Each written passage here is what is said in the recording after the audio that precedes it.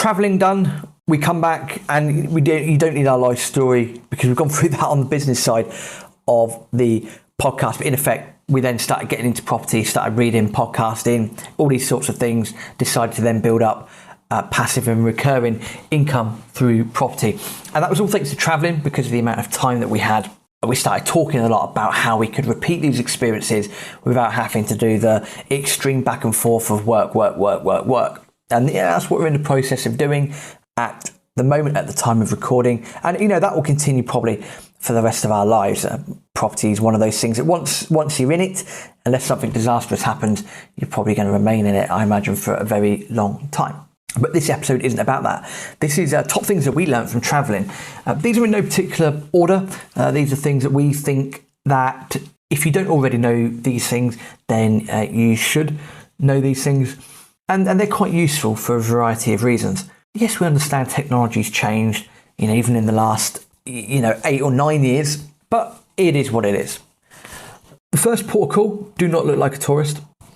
I know sometimes that can be difficult. Depends on where you are, who you're with, whether you have a tour guide with you or anything like that. But don't look like a tourist. Don't flout all your wealth.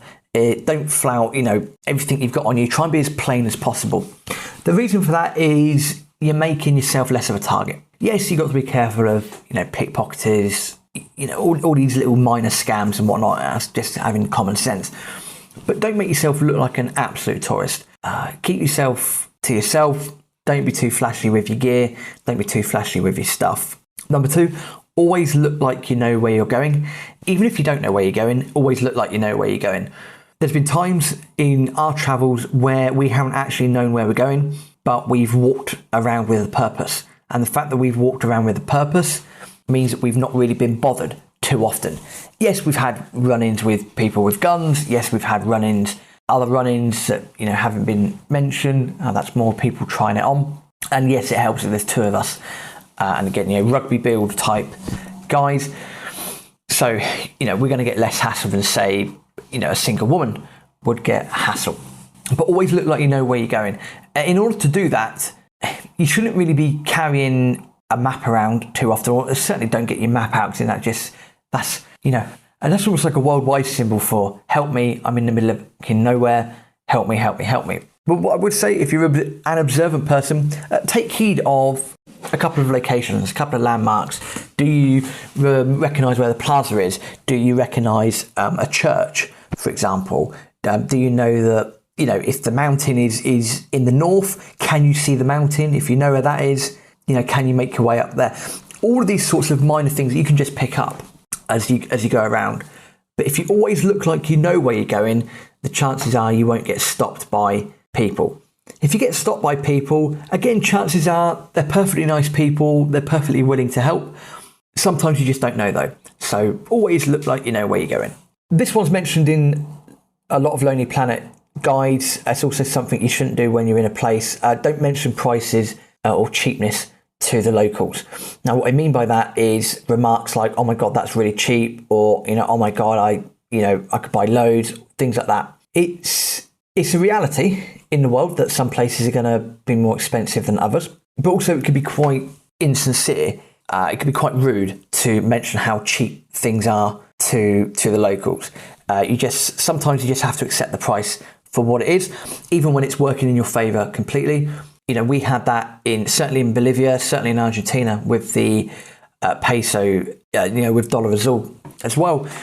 In our head, mentally, we're walking around supermarkets, looking at restaurants, in our head going, holy shit, that's cheap. Even just saying it to one another. But we wouldn't say it to the people, in those countries, in those places, because it can be quite a disrespectful thing to say. So if you know that something's cheap, then great, keep it in your head. Of course, if you have to haggle for something, you're in the market, then haggle away, that's a different gravy. But don't go mentioning prices and cheapness to the locals. It's not a very nice thing to do. It can be a bit of a sensitive issue for people as well. So just keep that in your head. Keep that in your head. This one, I feel a bit hypocritical for saying this one, but it is important.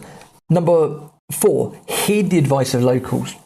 Now, in our time of traveling, I would say that 95% of tips that we got from locals, whether that be local people, local tour guides, people in the hostels, etc., etc., 95% were fantastic pieces of advice. The key bits of advice that we remember was, especially in Cartagena, when we were told explicitly, do not go out and accept drugs off the street, or if you're trying to have a beer, do not go out and accept drugs, you're going to get into a lot of trouble.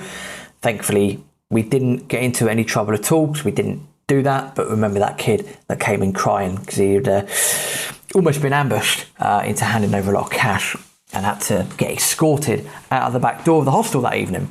Heed the advice of locals. If they're telling you about local places to visit, local things to see and do, places to eat, etc., chances are they're going to be very good recommendations. Yes, there was a couple of times we didn't heed the advice. People said to do X, Y, and Z, and we didn't. But the majority of the time we accepted what other people said, and it worked out perfectly well. Number 5, learn the local language. If you're going somewhere, please don't be that person that just expects everyone to speak English. I mean, I know you're well within your right to do that. Don't get me wrong, if you go into an English-speaking country, of course, you're entitled to think that everyone is going to speak English. That's absolutely fine. That is the only exception to the rule.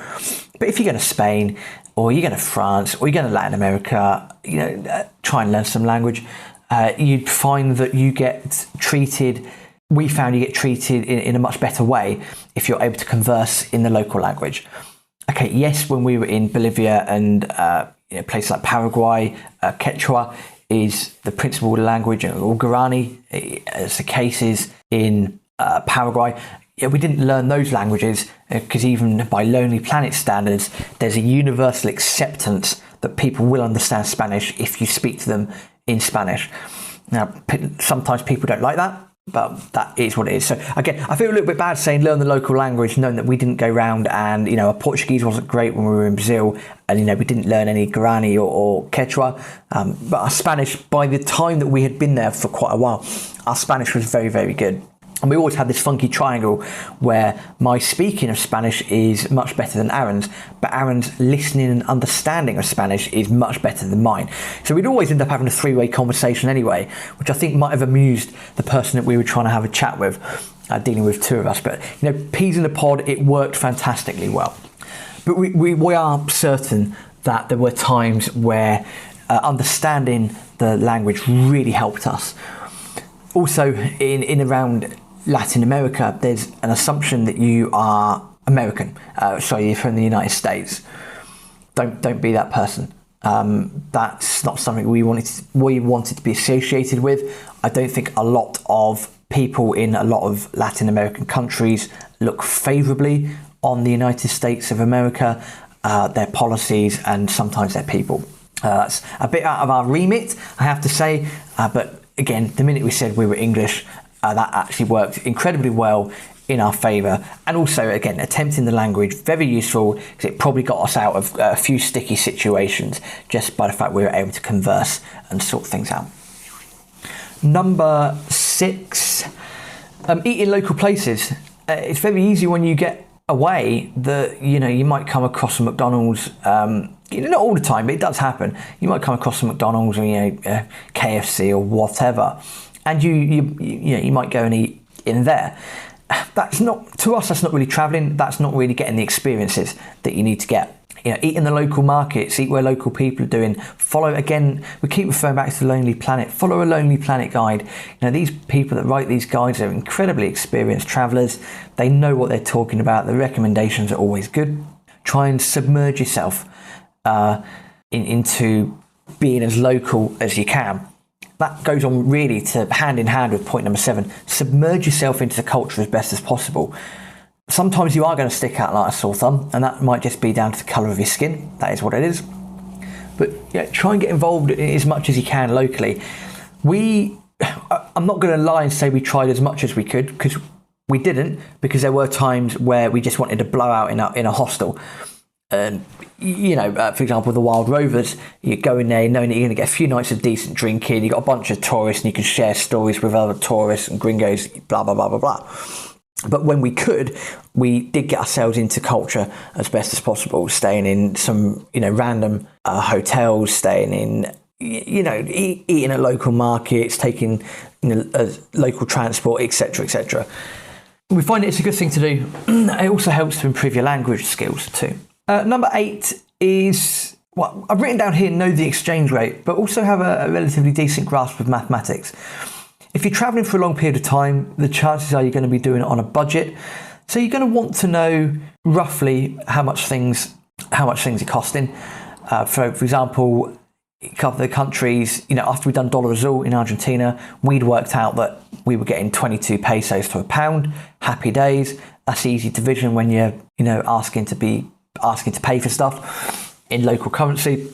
Sometimes the main denomination is dollars anyway. So again, at the time, it's about 1.3, 1.4, I think. It might have been 1.6. Anyway, dollars to a pound. So again, a quick bit of mental maths. In places like Bolivia, it was about 10 or 11 bolivianos to a pound. In places like Nicaragua, I've got a feeling it was about 60 cordobas to a pound. The reason you need to know roughly what the exchange rate is number one, so you can add things up as you go along. Number two, again, if you work into a budget, you don't want to be unnecessarily overpaying for stuff as well. So always have a good idea of what the exchange rate is, what's going on. Number 9, last one on the list, would be to take a variety of cards with you. So what we mean by that is that getting currency out in foreign countries can be a pain in the ass in terms of cost. Our wonderful banks, and don't get me started on the wonderful banking system of the world and how much they rip you off. But, if you want to access your own cash, you're going to get charged no matter what. If you're in a foreign country, you're going to get charged. We found a way around this, and there's 2 things that we done. Number 1 was sometimes we were told of free ATMs, which was really handy. At the times, it saves a couple of dollars. We both had a credit card on us that was exchange rate free.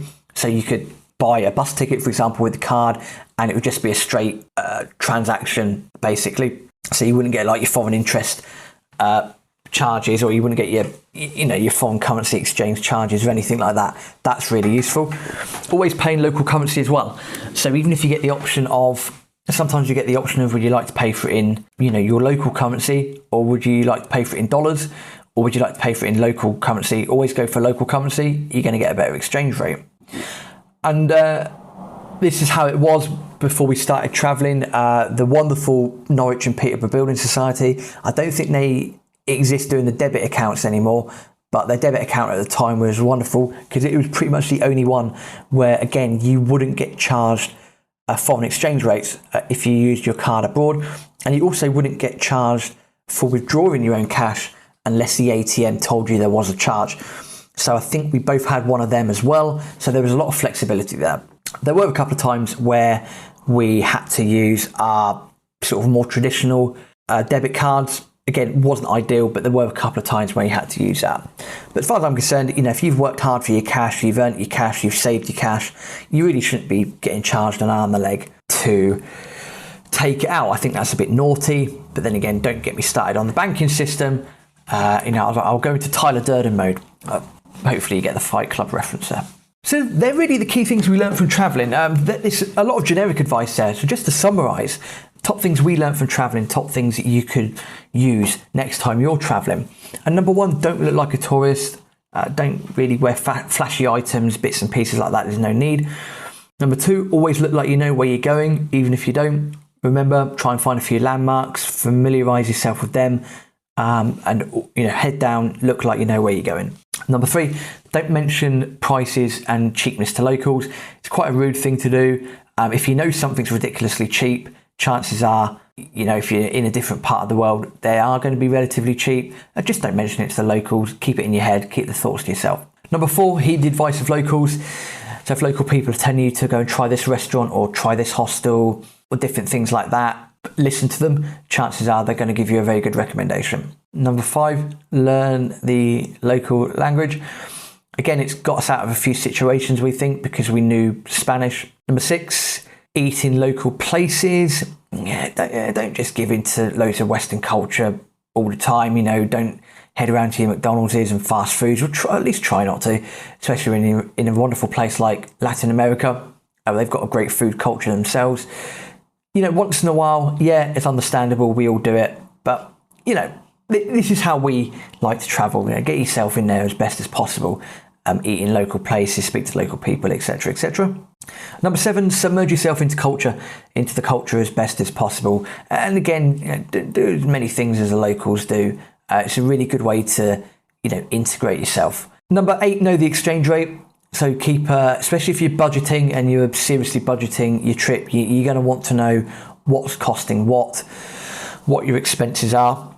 And bear in mind that as you go from country to country, they're going to have different currencies, they're going to have different exchange rates. So keep your eyes open for what they are. And finally, number 9, take a variety of cards with you. So find the most cost-effective credit and debit cards that you can. There are, I'm sure people nowadays will be paying in Bitcoin or things like that. So, that's cool as well, especially if you're heading over to El Salvador. So that might change. But again, at the point of saying this is, if you've got a couple of cards that won't charge you for using your card abroad, that's fantastic. If you're away for a long period of time, you'll find that will save you quite a bit of cash. And again, going back to point number 3, if it's going to save you quite a lot of cash and the place you're in is relatively inexpensive, that cash can easily be a difference between a few meals and a few beers, maybe a little bit more over a period of time. So 9 top things we learned from traveling. We're gearing up now for the World Cup, but before we do that, the next episode is going to be myself reminiscing over the most recent trip to Mexico, where we went round the Yucatan again, but this time going to different places. So join me next week for Yucatan Part 2. Hasta luego.